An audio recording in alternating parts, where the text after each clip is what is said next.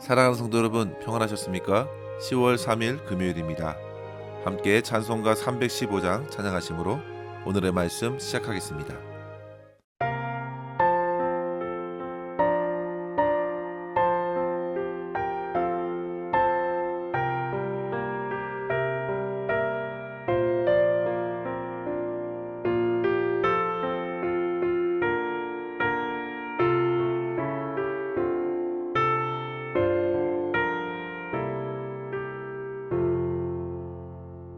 내 주 되신 주를 참 사랑하고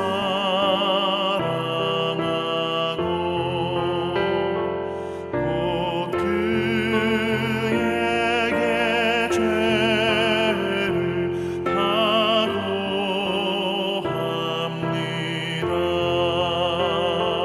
그는 해를 주신 내 예수시니 이전보다 더욱 사랑합니다. 주 날 사랑하사 구하시려고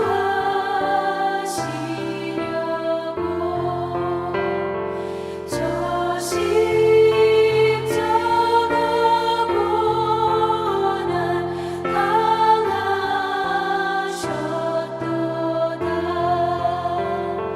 그가 실관 쓰신 내 주의 오니 이전보다 더욱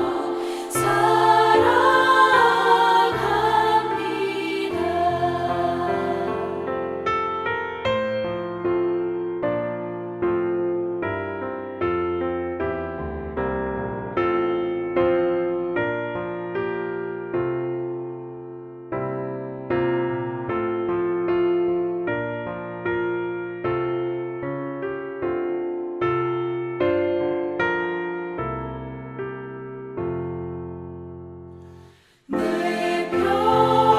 평생에 힘쓸 그 큰 의무는 주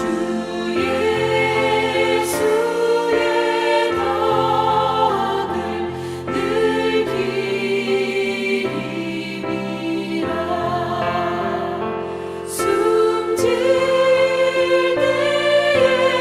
때까지 내 할 말씀은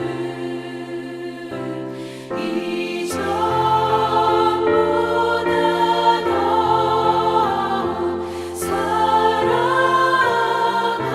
사랑합니다. 그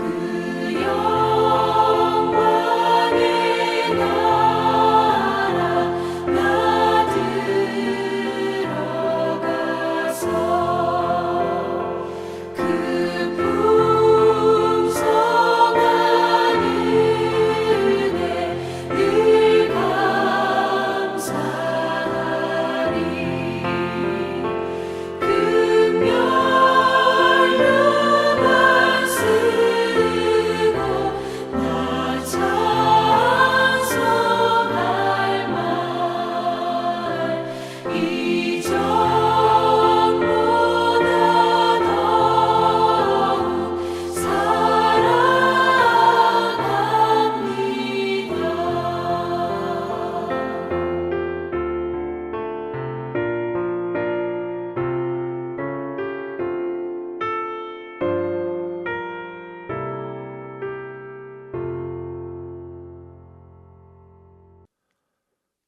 아멘. 이 시간 함께 나눌 말씀은 누가복음 17장 11절에서 19절입니다. 예수께서 예루살렘으로 가실 때에 사마리아와 갈릴리 사이로 지나가시다가 한 마을에 들어가시니 나병 환자 10명이 예수를 만나 멀리 서서 소리를 높여 이르되 예수 선생님이여 우리를 불쌍히 여기소서 하거늘 보시고 이르시되 가서 제사장들에게 너희 몸을 보이라 하셨더니 그들이 가다가 깨끗함을 받은지라. 그 중에 한 사람이 자기가 낳은 것을 보고 큰 소리로 하나님께 영광을 돌리며 돌아와 예수의 발 아래 엎드리어 감사하니 그는 사마리아 사람이라. 예수께서 대답하여 이르시되 10사람이 다 깨끗함을 받지 아니하였느냐? 그 9은 어디 있느냐? 이 이방인 외에는 하나님께 영광을 돌리러 돌아온 자가 없느냐? 하시고 그에게 이르시되 일어나 가라. 내 믿음이 너를 구원하였느니라 하시더라. 아멘. 오늘 말씀은 우리에게 참으로 잘 알려진 내용의 말씀입니다. 나병 환자들 10명이 예수님을 만나 치료받게 되는 놀라운 역사를 경험한 내용입니다. 성도 여러분, 여러분들에게 사람들 앞에 도저히 나설 수 없는 중하고 끔찍한 질병이 찾아왔다고 가정해 보십시오. 그 병은 몰골이 썩어 들어가는 병이라 사람들이 혐오스럽게 바라보는 시선들을 피할 수 없게 합니다. 또한 한번 걸리면 치료의 길을 찾을 수 없을 뿐만 아니라 주변의 사람들에게 전염되는 병으로 알려져 더 증세가 악화되지 않도록 도와주는 손길조차 받기 힘든 병에 걸렸다고 생각해 보십시오. 그와 같은 삶을 과연 견딜 수 있겠습니까? 그러한 질병이 곧 나병이었습니다. 특별히 이 병은 구약시대에서부터 이스라엘 공동체에서 격리시켜서 공동체를 보호해야 할 병으로 다뤄졌기 때문에 나병에 걸린 것 자체는 그 인생의 의미를 송두리째 앗아가는 심적 고통까지 가져다 준 것입니다. 그리고 더 나아가 유대 공동체 주변의 사람들은 그 병을 두고 끔찍한 질병만큼이나 하나님께 끔찍한 죄를 짓고 저주를 받은 것으로 여겼으니 영적인 고통은 더더욱 컸을 것이 분명합니다. 실제 구약에서 모세가 구스 여인을 아내로 맞은 것에 불만을 표했던 미리암이 나병의 징계를 받게 되었고, 제사장을 밀쳐내고 자기가 하나님께 분향하다가 나병에 걸렸던 우시야 왕도 하나님의 징계로 이 병에 걸려 부끄러운 모습으로 죽음에 이르기도 했습니다. 그런데 그런 끔찍한 질병에 놓였던 나병 환자들이 자기의 마을로 들어오시는 예수님을 만난 것입니다. 12절 말씀을 보시면 그들이 멀리서 예수님을 보고 알아본 것도 놀랍고 가까이 갈 수도 없는 터라 멀리 서서 소리를 높여 부르짖은 것도 참으로 놀랍습니다. 13절에 보시면 그들은 소리를 높였습니다. 주님과의 거리가 상당히 멀었던 것이 분명합니다. 그 소리는 분명 예수님의 주변에 있는 사람들도 들었을 것입니다. 제자들도 들었고 지나가는 또 다른 사람들도 들었을 것입니다. 우리를 불쌍히 여기소서. 그들의 기도는 구체적이지 않았습니다. 하지만 주님께서는 그들의 심령과 그 상황을 너무나도 잘 아셨습니다. 그들의 부르짖음에 담겨 있는 마음을 아십니다. 구체적으로 기도하는 것도 중요하겠지만 주님을 향하여 내 삶을 맡기며 주님 불쌍히 여겨 주시옵소서. 주님의 긍휼을 구하는 이 기도가 주님의 걸음을 멈추었다는 사실을 주목하십시오. 성도 여러분, 이 땅에 사는 모든 사람들에게 하나님의 긍휼하심이 절대적으로 필요합니다. 인생 앞에 주어진 여러 사건 사고들을 접하면서 삶의 무겁고 버거운 짐들을 짊어지면서 도무지 평안을 누리지 못하고 매일같이 다람쥐 쳇바퀴 도는 것처럼 눈앞의 문제를 해결하고자 헉헉대고 살아가는 영혼들에게 하나님께서 불쌍히 여겨주시는 은혜가 필요합니다. 그런데 보십시오. 그들 모두가 바로 그러한 문제투성이었습니다. 그들은 도저히 소망이 없었습니다. 삶의 관계가 단절되었고 문제투성인 사람들끼리 서로 격리되어 있는 것이 최선이었을 그때에 주님께서 지나가신 것입니다. 그들은 주님을 부르짖었고 뭔가 해결해 주지 않으시면 안 될 것처럼 더욱 간절하게 소리를 높여 주의 긍휼과 자비를 구한 것입니다. 그렇다면 오늘날 성도들이 과연 그와 같은 막중한 영적인 문제의식을 갖고 있는가? 우리는 스스로 물어봐야겠습니다. 도저히 양심과 감각의 기능을 상실하여 문제를 두고서도 문제의식을 느끼지 않는 것은 아닌지, 아니면 그것들이 매우 심각한 문제이지만 결코 나와는 상관이 없다고 밀쳐두고 있는 것은 아닌지, 아니면 그 모든 상황을 능히 해결해 주실 수 있는 하나님을 믿지 않고 있는 것은 아닌지 스스로 자신에게 물어봐야 합니다.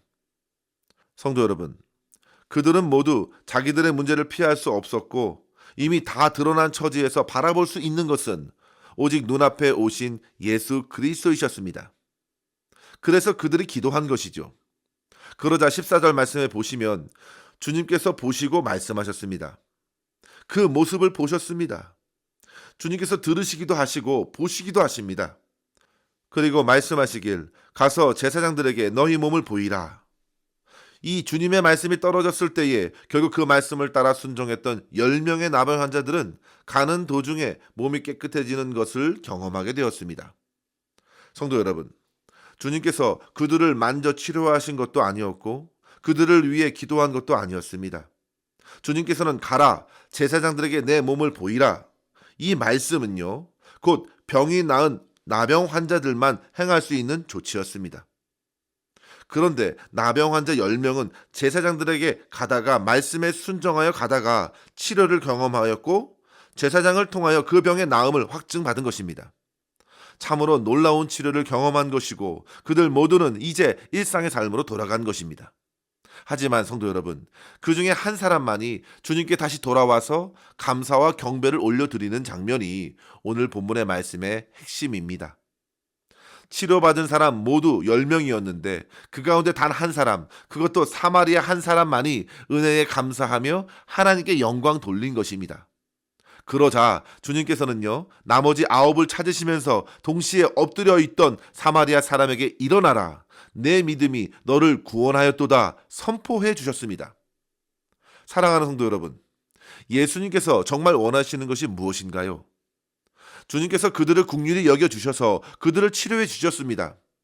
그러나 그 육신의 치료가 주님께서 정말 원하시는 그 궁극적인 해결이 아니었습니다. 그 치료를 통해서 비로소 그들이 주님 앞에 회복되는 것입니다. 육체의 치료는 시작일 뿐입니다. 아직 온전한 회복이 이루어지는 것은 아닙니다. 하지만 사람들은 모두 다 뿔뿔이 흩어졌죠.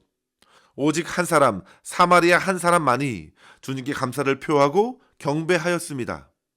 그 사람에게 예수님께서는 구원을 선포해 주셨습니다. 성도 여러분, 예수님께서는 단지 사람들의 질병을 치료해 주시기 위해서 이 땅에 오신 것은 아닙니다.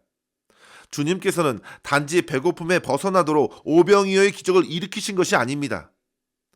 그들에게 영원한 주님을 채워주시는 그리스도, 모든 상한 영혼과 심령을 고치시는 그리스도, 바로 구원의 주님으로 오셨다는 사실입니다. 따라서 우리는 주님의 은혜를 받고 매일을 살아가는 데 그칠 것이 아니라 주님을 믿고 주님을 섬기면서 주께서 부어주시는 구원의 기쁨을 누리며 하나님께 영광 돌리는 삶을 살아낼 수 있어야겠습니다. 성도 여러분, 저는 오늘 이 본문의 말씀을 묵상하면서 이 땅에서 성도들이 주님 앞에 어떠한 고백으로 서야 하는지 두 가지의 삶의 태도, 즉 기도와 감사로 서야 함을 함께 깨닫고 열심히 우리의 삶에 실천해 나갔으면 합니다. 첫째로 성도 여러분, 기도와 간구로 주님의 긍휼하심을 구하는 태도로 매일매일을 살아내십시오. 저와 여러분의 삶 가운데 하나님의 도움이 필요하지 않는 부분이 어디 있을까요? 오늘의 삶도 하나님의 도움 없이 제대로 살아갈 수 있을지 생각해 보십시오. 어떤 분들은 얼마든지 하나님을 무시하고 하루를 살아가는데 지장이 없다고 하실 수도 있겠습니다. 하지만 성도 여러분, 과연 그렇게 스스로 살아갈 수 있고 그렇게 산다 하더라도 실상 우리의 삶에 하나님의 손길이 미쳐지지 않는 부분은 하나도 없다는 점입니다. 아주 쉬운 예로 우리가 살기 위해 반드시 필요한 공기조차도 우리가 스스로 만들어낸 것이 아니라 공기를 지으신 하나님의 공급하심이 있기 때문에 가능하다는 사실이죠. 성도 여러분, 모든 사람들이 이 땅을 살아가는 데 필요한 모든 것은 하나님으로부터 공급받기 때문에 살 수 있는 것입니다. 그런데 수많은 사람들은 그와 같이 생명의 근원 되신 하나님을 제쳐두고 오로지 자기의 삶을 사느라 바쁜 것입니다. 마치 예레미야 시대의 사람들과 다르지 않는 것이죠. 예레미야 2장 13절 말씀에 보시면 내 백성이 두 가지 악을 행하였나니 그들이 생수에 근원되는 나를 버린 것과 스스로 웅덩이를 판 것인데 그것은 그 물을 가두지 못할 터진 웅덩이들이니라 했습니다. 그렇게 사람들은 자기들의 영적인 실상을 모르고 스스로 웅덩이를 파고 그곳에서 살 길을 찾습니다. 그 삶도 괜찮다고 생각하고는 하나님을 찾지 않습니다. 그러나 성도 여러분, 그러한 삶은 머지않아 곧 메마를 것이고 결국 생명을 잃고 나서는 때를 얻지 못하게 될 것입니다. 그런데 오늘 본문에서 보십시오. 나병 환자들은 누구보다도 갈급했습니다. 그들은 사랑에 주려 있었고 회복에 갈급했습니다. 그리고 주님께 자기의 삶을 불쌍히 여겨달라고 맡기며 외쳤습니다. 그리고 주님께서는 말씀으로 응답해 주셨습니다. 성도 여러분, 우리가 지금 호흡하고 살고 있더라도 과연 그 삶이 하나님 보시기에 아름답고 온전한 삶인지 생각해 보십시오. 마음에서 시도 때도 없이 생산해내는 수많은 죄악들이 우리의 영혼을 짓누르고 양심을 찌릅니다. 이기적인 마음들, 욕심들, 정욕과 교만이 터져 나와서 곧 무례한 말과 어그러진 행동으로 이어집니다. 그런데도 자기 자신의 실체를 모르고 하나님께 기도하지 못하는 것은 심각한 영적인 질병에서 헤어나오지 못하는 상황과 마찬가지라는 사실이죠. 성도 여러분, 사람이 질병의 심각함을 모르면 당연히 의사를 찾지 않는 것처럼 영혼을 짓누르는 죄에 대하여 감각이 무디면 하나님을 유달리 찾을 이유가 없는 것입니다. 주님께서 천국 백성들의 복을 언급하시면서 이렇게 말씀하셨죠. 심령이 가난한 자가 복이 있다. 애통하는 자가 복이 있다. 의에 줄이고 목마른 자가 복이 있다. 그들 모두는 세상의 것으로 만족할 수 없었고 하나님의 것, 하나님의 사랑, 하나님의 말씀, 하나님의 치유가 절실히 필요했던 것입니다. 그 갈급함은 자연스럽게 부르짖는 것으로 이어졌고 모두 다 주 앞에 구하는 자들로서 하늘의 신령한 은혜를 풍성히 부어주시는 하나님의 회복을 누리는 자가 되었습니다. 그것이 복된 것입니다. 사랑하는 성도 여러분, 이 땅에서 살아가면서 항상 모든 일에 기도와 간구로 하나님께 구하십시오. 그리하여 신령한 은혜로 회복시켜 주시고 인도해 주시는 하나님을 풍성히 경험하면서 승리할 수 있는 저와 여러분 될 수 있기를 주의 이름으로 간절히 축원합니다. 둘째로 성도 여러분, 주 앞에서의 성도의 고백은 감사와 영광의 찬송이어야 함을 깨달아야겠습니다. 기도와 감사는 마치 사람의 호흡에서 들숨과 날숨과도 같은 것입니다.